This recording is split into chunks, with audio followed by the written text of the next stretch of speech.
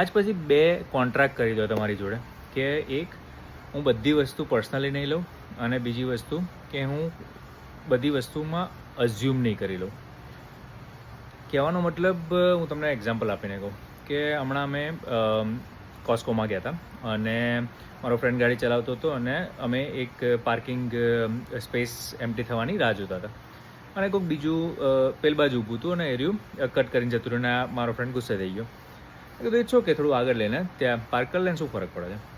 તો કે ના, એને ખબર નહીં પડતી કે આવી રીતે આ બાજુ ઊભા છીએ અને કદાચ એને નહીં દેખાયું હોય, રાઈટ?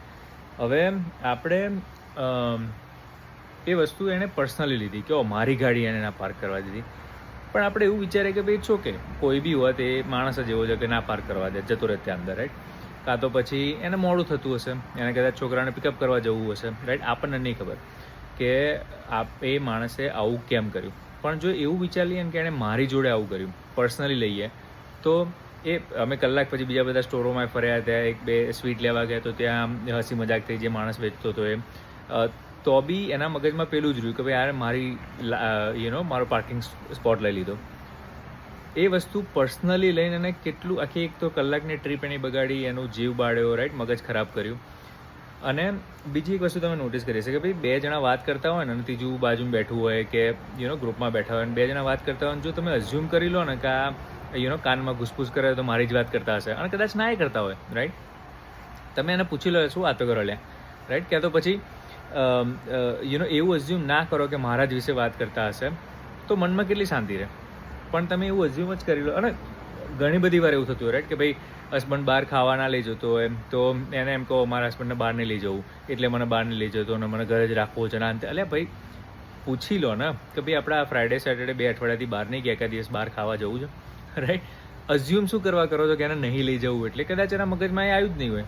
એટલે બે પ્રોમિસ કરો તમારી જોડે. એક, કંઈ બી તમારી આજુબાજુ જે વસ્તુ થાય એને પર્સનલી નહીં લેવાની. કોઈ ફ્રેન્ડે મેસેજ કર્યો, તમે એને મેસેજ કર્યો અને તરત રિપ્લાય ના કર્યો, બિઝી હશે, તમે તમારી ઉપર કેમ લો છો કે તમને રિપ્લાય ના કર્યો?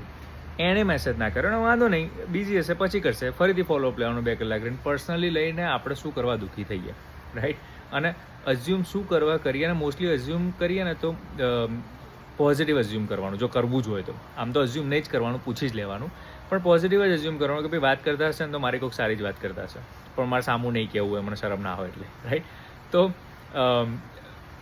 બેઝ લાઇન, કોઈ વસ્તુ અઝ્યુમ નહીં કરવાની, પૂછાયું હોય તો પૂછી લેવાની, નહીં ત્યારે વસ્તુ બહુ વિચારવાની નહીં. અને કોઈ વસ્તુ પર્સનલી કોઈ તમારા જોડે કરવા નહીં માગતું. દરેકને પોતાનું જ મગજમાં ચાલતું હોય કે એને શું કરવું છે.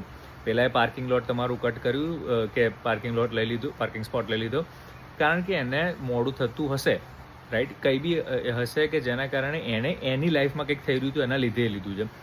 એને તમારી જોડે કંઈ લેવા દેવા નહીં. પણ એ વસ્તુ જો તમે પર્સનલી લીધી તો દુઃખી વધારે થશો, એક્સપિરિયન્સ તમારો ખરાબ થશે. અને આ વસ્તુઓ તમે રોજમરોજમાં ઘણી બધી વસ્તુઓમાં થતી હશે. જો એ કરે રાખશો તો you are creating very unhappy, unpleasant life, right? એમ કરતાં ખાલી 2 રૂલ બનાવી લો કે ભાઈ અઝ્યુમ નહીં કરવાનું કોઈ વસ્તુ, અને કોઈ વસ્તુ પર્સનલી નહીં લેવાની. જેમ થાય એમ થઈ રાખે. It's okay, right? ચલો, ટેક કેર.